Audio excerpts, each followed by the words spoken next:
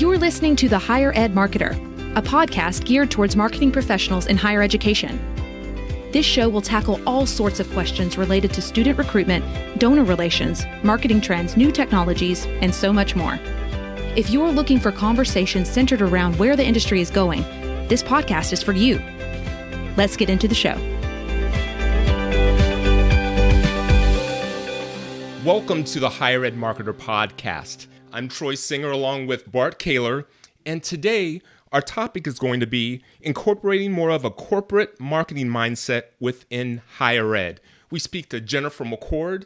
She is the Vice President of Enrollment and Marketing at Asbury University. We have heard about some of the success that they've had at Asbury, and we get to tap into Jennifer's brain on how they've achieved that success.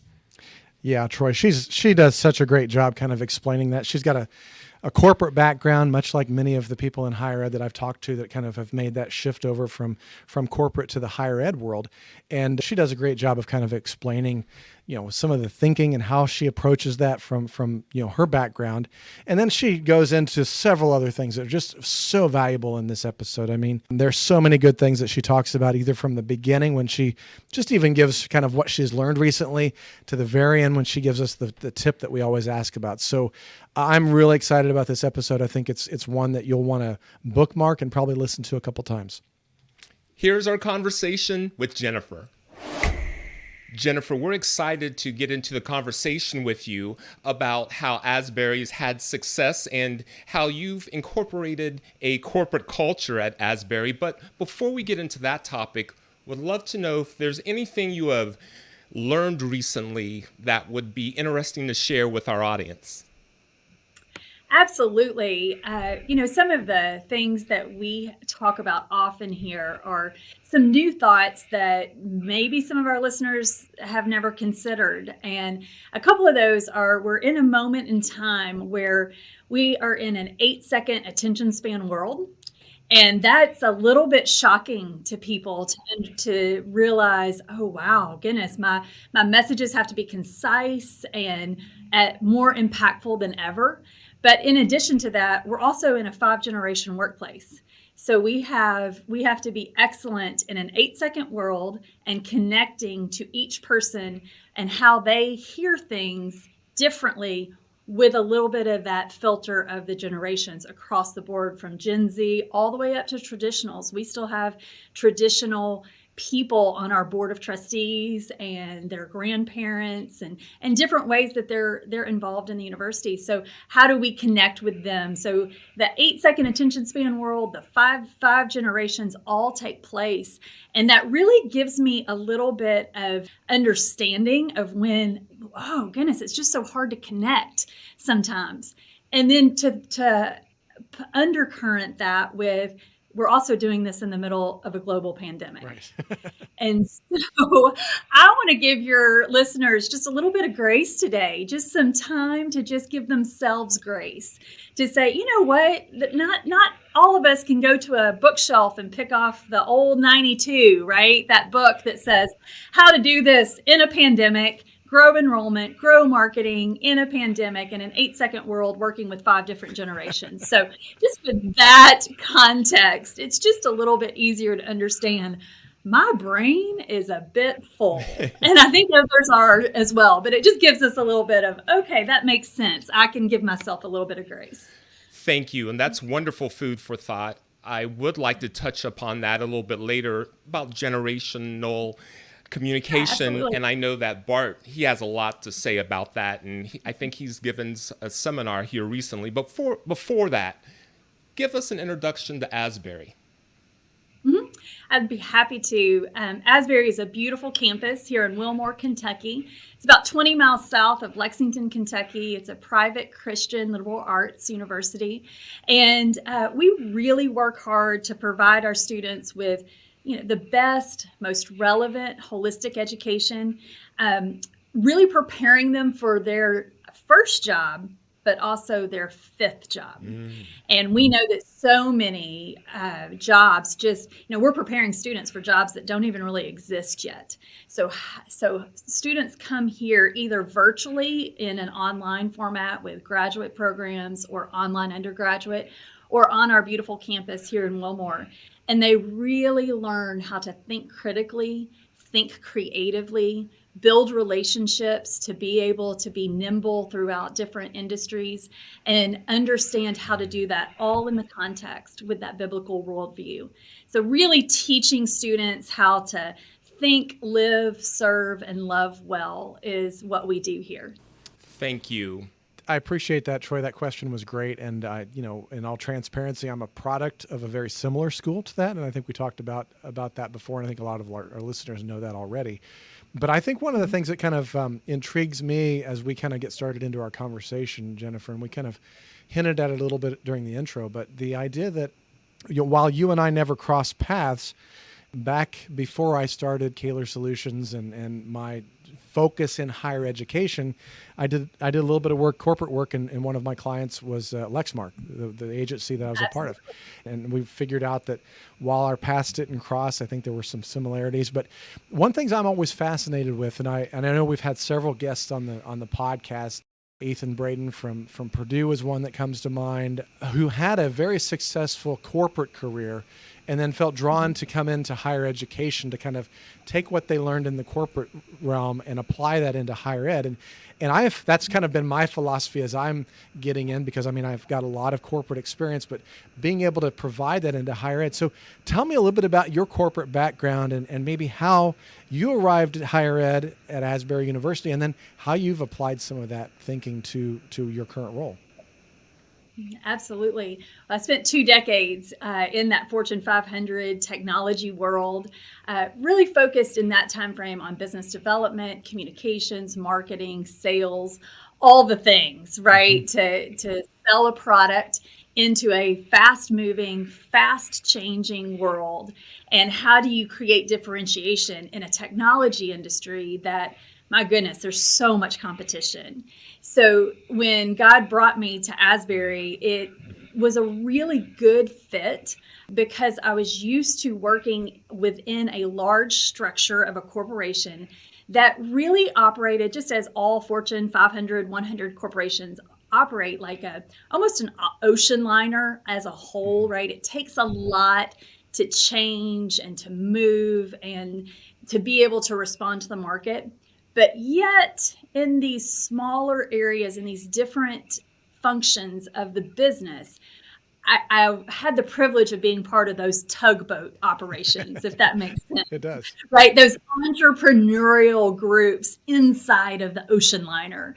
And so those tugboat places taught me very quickly how to move quickly, how to respond to the market, how to see what was happening in the industry, but also in the marketplace, and understanding who is our customer, and how do we connect with that customer quickly and be able to create that true differentiation and stand out in a very crowded marketplace.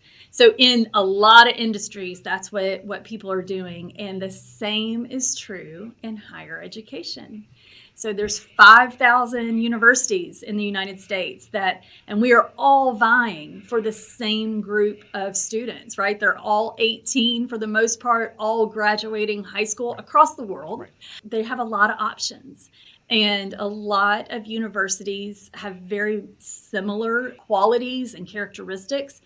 And when we can find those unique differentiators to each university, to each product or each thing that we're talking to our customer about, and we can set that apart and customize that message really well to that audience and shift easily, find those parts of the university that are the tugboat that you can actually shift quickly.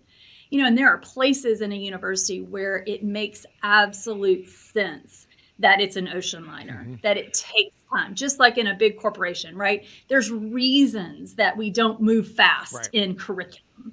There's reasons we have approval processes and accreditation things and all of that, correct? But there are always places in an organization that you can find that are tugboat places that you can shift and react to the market quickly. And so how do you find that and figure out what is working in those places and what might need to adjust a bit to be able to just tweak it a little bit to connect to that audience more quickly and create that differentiation and in a customized way to your audience. We'll be right back after a word from our sponsor. Today's podcast is brought to you by SpokeNote, the simple way to add video to anything.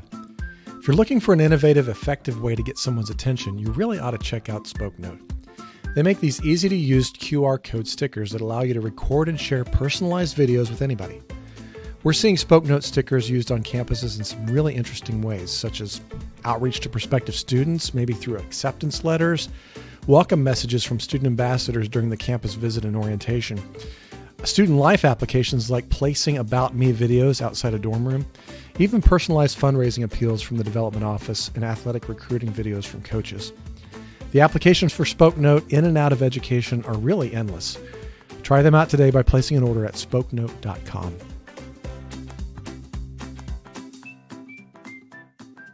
Welcome back. Let's rejoin the conversation right here on the Higher Ed Marketer.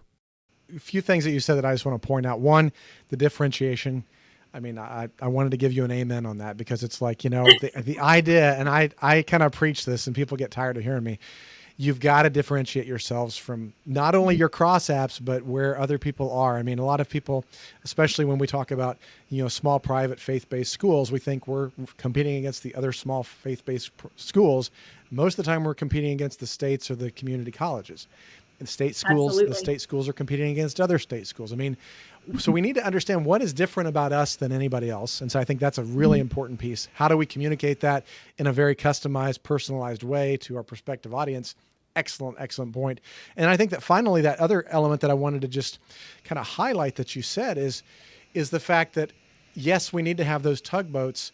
And, ocean liners are slow, but, and I don't want to be disparaging it in any way, but you experienced this going from corporate to higher ed. I know a lot of other people have said this to me. Higher ed is a little slower than corporation. That's right. And so, I mean, so we also have to recognize that, what might be slow in corporate is even slower in higher ed. But that's not to say that that's an excuse. I mean, too many times I think we kind of say, well, this is higher ed. That's what it is. But I mean, I think even as you've told us, even as you came into Asbury into this new role, you were able to kind of actually get that tugboat a little bit more of a speedboat a little bit. So tell us a little bit about some examples of how you were able to do that. And because I mean, a lot of people are probably ready with their notes to say, okay, how can I speed some things up? Because it feels like molasses sometimes. Exactly. And, some of it just really truly has to do with who are the decision makers and how do you get to them and quickly explain the pain in an effective way without disparaging, without throwing people under the bus, right? But sometimes there's just some pain there that just needs to be addressed because we have to move fast. So what is a pain? And then what are some solutions that are easy to say yes to? Right. That you can actually, okay, I found the money. I have the vendor, or here's what we're going to do. Here's the plan. Here's what pain it's going to solve. And here's how quickly that's going to be solved. And sometimes you can get really in a blessed situation and all of the elements come together and you can move really fast. And we found that, and one of the examples that we had was we had the opportunity to be featured in season 3 of the College Tour. And I don't know if your listeners know too much about the College Tour. If they don't, you can go to thecollegetour.com and kind of see what I'm talking about. But basically, this is a company that highlights a university's students and alumni story directly from the students and alumni. So Gen Z, we know, loves authentic stories from their peers. So there's nothing better than a prospective student that's coming to an on-campus residential program to see from their peers what their experience is. And so the college tour exists to do basically a college tour on steroids in a storytelling way, and it's available on Amazon Prime, and lots of other outlets that stream.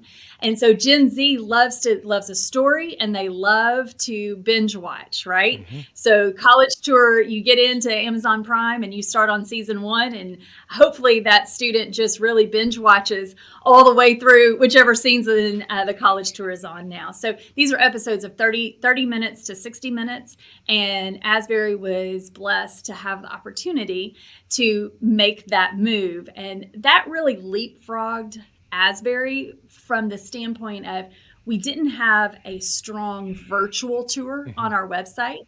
And we were in a moment in the spring of 21 where we were having to make a really hard decision of, do we spend the money that we need to find in a virtual tour, or do we do something else? Right. The college tour kind of heard our pain, and they called. We had about a 48-hour window to make this decision because they were moving on to season 4. Right. And so we had to make a very quick decision. So the pain was high on campus with our administration and our decision makers. The need was there. The money was close to there, right? We still had to go find some and be creative in that. But because the vendor and the solution and the pain were both so present, we were able to move on that decision within a 48-hour window. Actually, even we made a cabinet decision in a quick meeting where we pulled all the cabinet members together outside of a regular it's like cabinet a little meeting. huddle on let's figure out how we're going to make this happen. That's awesome. Right. Yeah. That's right. It was such a victory, and it was such a good decision because the college tour is a great program, great partner, and we have seen nothing but good from that partnership. And so that one worked out. But those are times where can we find these tugboat moments? Where can we move fast? Where can we gather everybody, even if it's not in a cabinet meeting or in a situation, because we have to move. And the longer we wait, the longer the results take to come. Right. That's great. Well, in all full disclosure, we actually met Jennifer through Alex Boylan from the college tour. He was kind enough to introduce us. And we've had several episodes. So if you go to just higheredmarketerpodcast.com and do a search for college tour, you'll be able to see some of the other episodes where we've talked about that. But also, we've talked to, Hanover, Delaware Valley, Arizona State, University of Illinois. Those were all introductions because of their participation in the college tour. So that was a really good, and I'm so excited to hear you guys having success with that. Yes, absolutely. Jennifer, speaking of the cabinet, recently your role as Vice President of Enrollment and Marketing was elevated to a cabinet level. And I know that both Bart and I believe in the value of doing so, and we'd like to hear your opinion. But before you go into that, would love to know, as much as you're willing to share, how you came to that decision and how that decision took place. So the cabinet was in a little bit of a transition from the standpoint of, now I was not privy to those conversations, right? So they saw a need to move from a vice president reporting, having a couple of reporting structures. So financial aid reported to one vice president, admissions reported to a different vice president, and marketing or strategic communications reported to a third vice president. So what they recognized last fall was that just moving with 3 different silos was moving a little bit slow, not by any means other than it just took a little bit longer to move through the communications structure, right? And all 3 of those sections and all 3 of those vice presidents worked really well together, but it still just slowed the process down. So they recognized back in the fall that we needed to put all 3 of those areas together. So admissions from online undergraduate to graduate to residential undergraduate to financial aid, and our marketing arm are all 3 now together in one vice president role. And so I am blessed to get to lead that. And it has been an absolute whirlwind, but it has been the right decision. Not because I'm in the seat, right. But because even if I was still in my marketing seat, it has sped up decision making.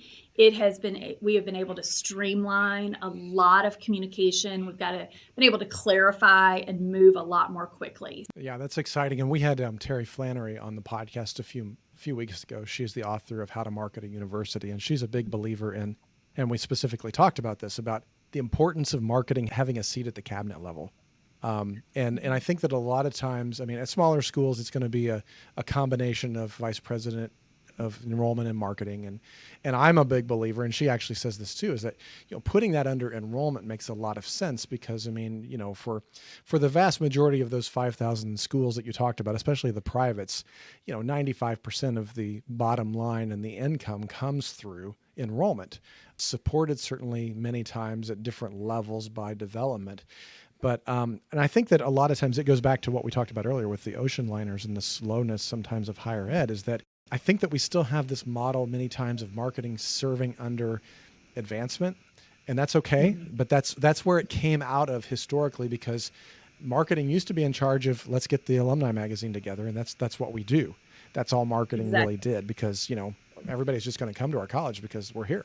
Well, that's changed obviously in the last 30, 40 years. And so I think that many times kind of recognizing the importance of marketing and then also recognizing the fact of what it is that marketing does is so important. I actually did a post on LinkedIn this morning about, the idea of what if I were a president, what marketing metric would I want to know about? And, I had somebody, respond back and said, well, do you think that presidents really understand that if you gave them that metric? And I said, well, that's a fair thing, but they've had to learn what cash flow is and P&L is, from the CFO. They have to learn these metrics as well. And her response was back on the comment was, that's so true, because higher ed has been slow to accept the fact that we're a business and that we have to operate like a business. And I think that, folks like you that are coming in from a corporate background can help with that, with the leadership and that direction. But I think that it's that's so important to kind of understand that. And I guess question back to you now, Jennifer, is as you're at the table and as you have that sense of marketing, and especially with your background and your experience, I'm sure that's going to help, just like you had with the example with the college tour, being able to have conversations about, enrollment, about admissions, about budget cuts, about how we spend the money. Is that billboard that everybody thinks that we need as important as another way of doing it? Maybe just kind of respond a little bit to some of that. It's been critical, because to be in the room and to hear the origin of the conversations and to really understand where the conversation is coming from. Because a lot of times a budget cut type conversation, by the time it gets to the staff, that has been filtered 4 or 5, 6 different times. Right. And sometimes it's not exactly the way it was intended, right? It grows. It's just like the old telephone, game that we played as kids, right? And so to be able to hear the origin of the conversation and to be able to know, okay, how are we going to respond to that, and to be able to speak into that, whether that is a budget situation or it's a new curriculum, new program situation, to be able to see the market research and to understand that makes sense that we're thinking about that graduate program or that new master's program. Or perhaps I have had something that's happened in admissions or in the marketing world just even that week, from the standpoint of an undergraduate conversation or a graduate conversation. And I'm able to bring that in to give some perspective of what's happening on the street, right? Like what's really being talked about in those admissions conversations and those counselor meetings. Right. What is the pain of the family?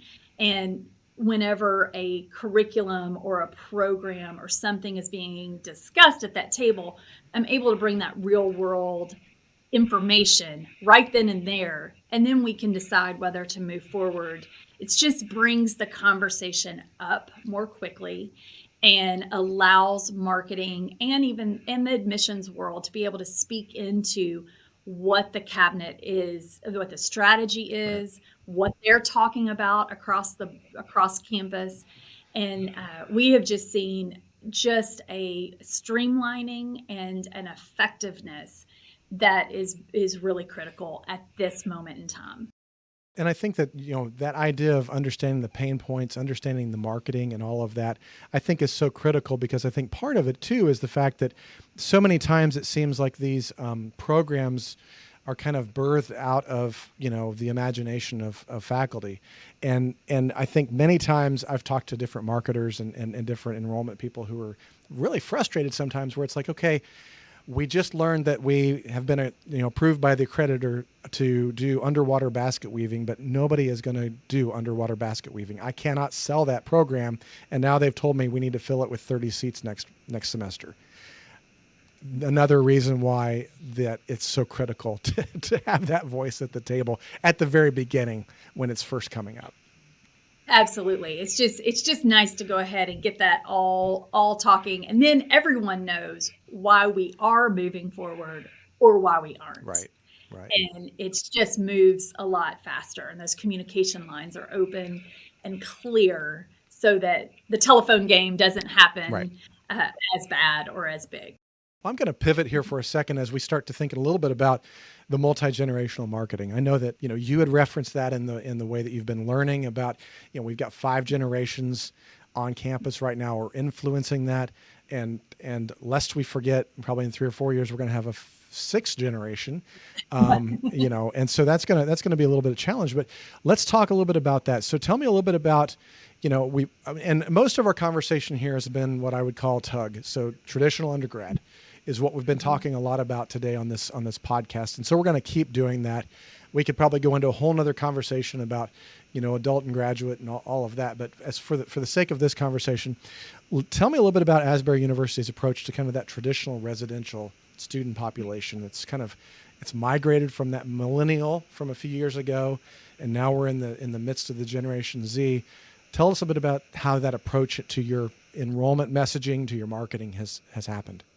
I believe it's critical, especially with this generation. So if you've learned anything about Gen Z, one of the things that is so important to them. So these are students that are in school right now. So they are probably mid elementary school up to in college right now. They haven't quite tipped over into their first jobs yet, but they're coming in the next couple of years, right? And depending on which dates you use, and you can find all kinds of different ones out there, but they're in school. So if someone is marketing to that generation and their parents, that's critical to think about, because a lot of these students, a lot of that age range, they're not the purse strings, right? They haven't earned that money yet to buy that product or buy that education. So you're really marketing to 2 generations at least at the same time. One thing about Gen Z that we really have to understand is that their value, they're a buzzword for them. What they really enjoy is a customized experience. So think about what they've done from the crib. They knew how to order Amazon next day delivery or even same day delivery, right? Before I even kind of knew what it was, they are technology natives. They knew how to swipe an iPad before they knew how to turn a page of a book. Yep. And so they understand quick, they understand customized. Their feeds on their phones, their home screens, everything is customized to what they want. So how do we take that same customized message into higher ed and really make sure that they understand that there are lanes and there are regulations and there are accreditations and there are qualifications to get this degree. But where it makes sense, where can we customize it? Right. And where can we tell that story? So we took the customized message, and then we looked very quickly in the midst of a pandemic, mind you, right? We realized very quickly that our tagline was very similar to a lot of universities that were marketing to millennials a few years ago. And that tagline for Asbury University was "Start here, impact the world." For millennials, that's a beautiful tagline because they are wired up that they want to impact the world. Gen Z looks a lot like millennials, but they're just a shade off of where they want to customize their world. They want to write their own story. They want to find people that will help them get where they want to go on their journey. And they want those people to stay with them now or for a lifetime. Mm-hmm. So in the middle of a pandemic, in the middle of a generational shift, we shifted from a millennial start here, impact the world to Asbury University for the Gen Z student is for the journey of a lifetime. That's great. I love that. And I think that's so important to kind of customize those messages, because I think that you're right.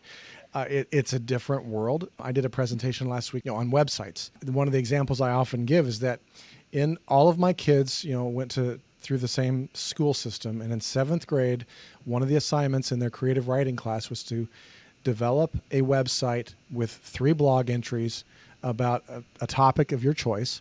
Write those 3 blog entries on the website. So they had to, put together a Wix site or something like that. And then, create a QR code and put the flyers up to advertise your website around the school. And so when I tell people that, I tell them, Gen Z's coming to your website thinking, could I have done a better job than this?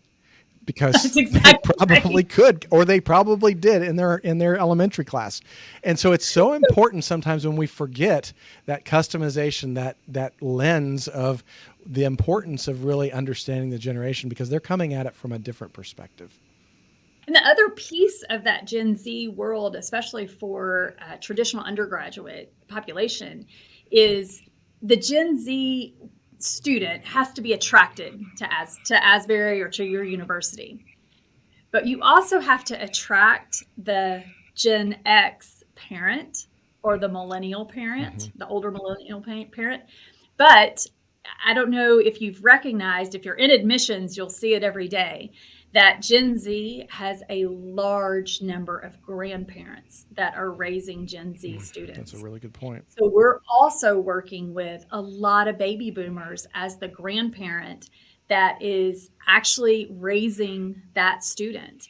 And so we have to be very good connecting with each one of those audiences and being able to get our differentiation and our value across in a short 8-second world, but then connect to each one of those people in the way they want to be communicated with.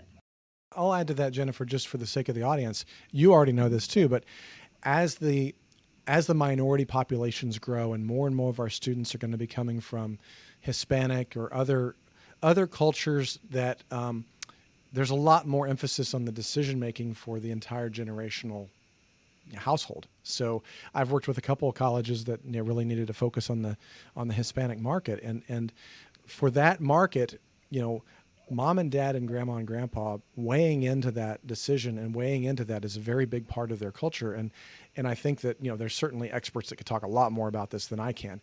But I think that goes back to what you're saying here, is that not only is that the way it's been in certain cultures, but now it's becoming kind of the typical for everybody, just because of the way the generations are. When I'm training our staff, and we've had a couple of people come in and train our staff and our marketing teams on the different generations and how you really talk to them up and down the line. Right. We focus on one word per generation, and this helps. It really helps. So there's, as you know, lots of training out there, right?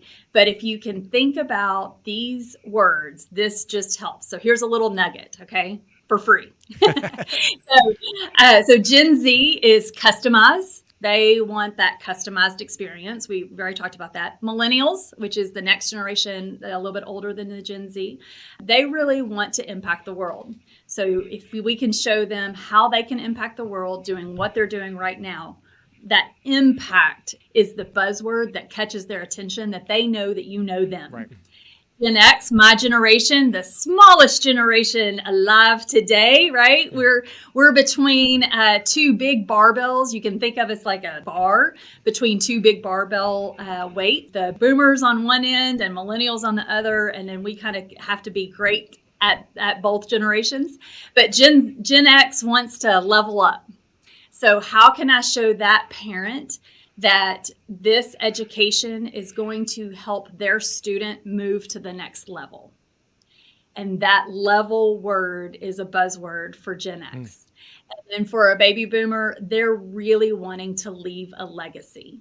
So for them, as a grandparent or a board member or someone speaking into that student's education, how does this education help their student and help them leave a legacy for their student or for their grandchildren that they will be able to move forward? And in our case, we have a lot of grandparents and alumni that want to ensure that the legacy of Asbury is that we are telling the story of Christ, and we are sharing Jesus across the world.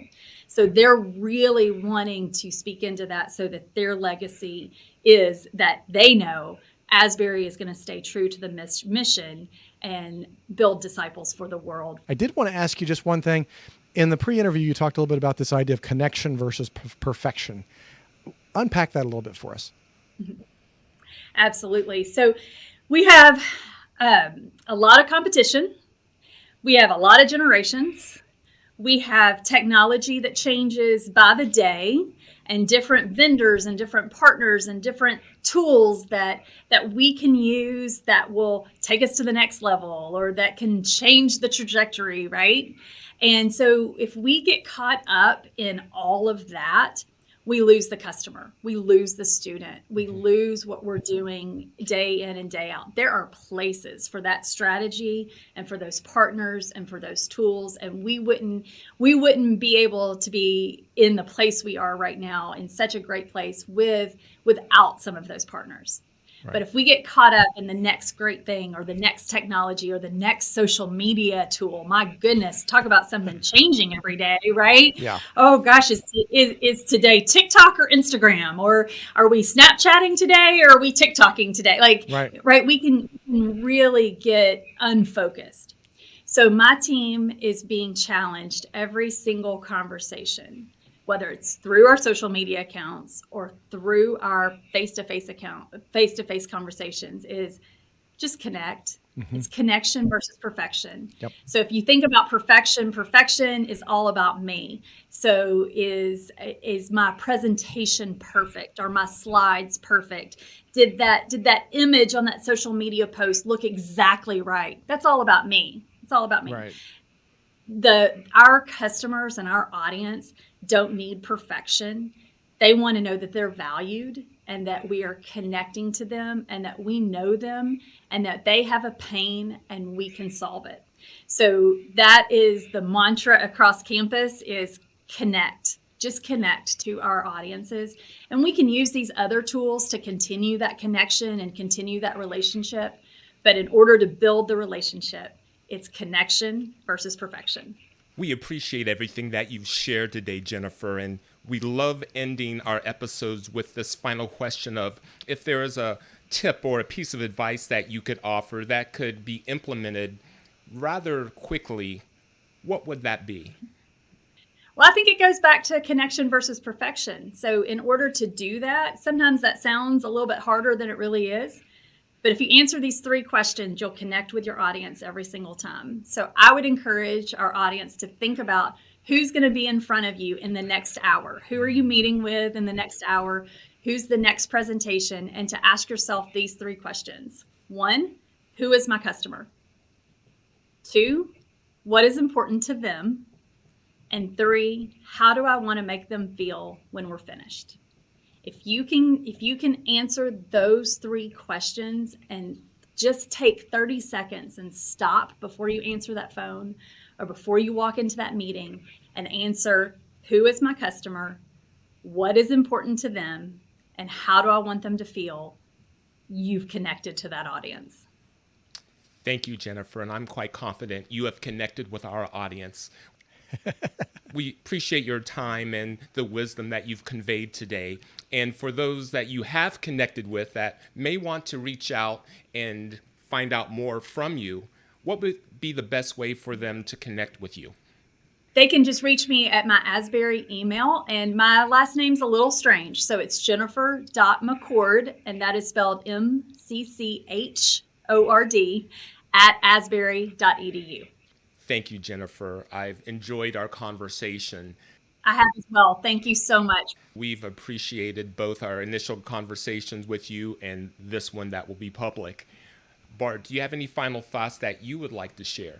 I just want to kind of highlight a few things that Jennifer said. This was such a wonderful podcast. And again, I would encourage everybody to rewind some of this. But I mean, we started with what she learned recently with the 8 seconds of attention and the 5 generations. And we've talked a lot about that. And that's wonderful. And I love the fact that the whole conversation revolved around, kind of was bookended by 2 different words: differentiate at the very beginning and then connect at the very end.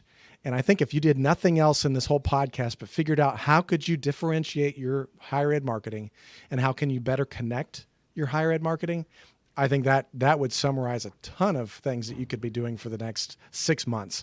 But then even beyond that, I think we really got into some great details about corporate culture. We got into even just those words for each generation, the idea of customizing for Generation Z, impacting for millennials, leveling up for X, and then legacy for those boomers. What a wonderful, snapshot to be able to take away.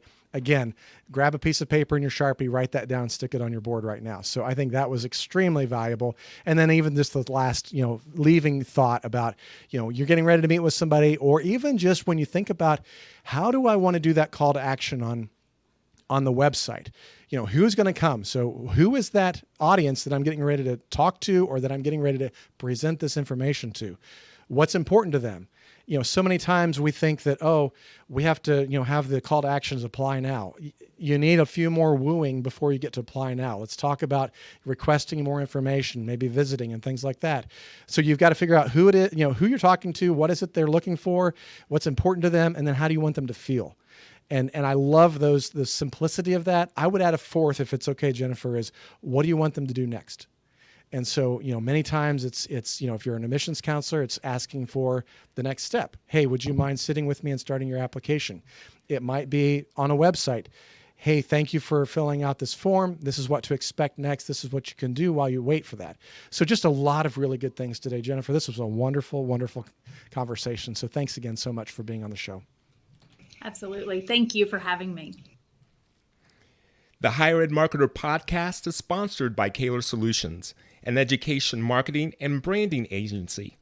Also by Ring Digital, a marketing firm that specializes in boosting lift and yield for higher ed with unique, targeted, and accurate digital marketing campaigns. And by Think Patented, a marketing execution company combining direct mail and unique digital stacks for higher ed outreach success. On behalf of Bart Kaler, my co-host, I'm Troy Singer. Thank you for listening. You've been listening to The Higher Ed Marketer. To ensure that you never miss an episode, subscribe to the show in your favorite podcast player. If you're listening with Apple Podcasts, we'd love for you to leave a quick rating of the show. Simply tap the number of stars you think the podcast deserves. Until next time.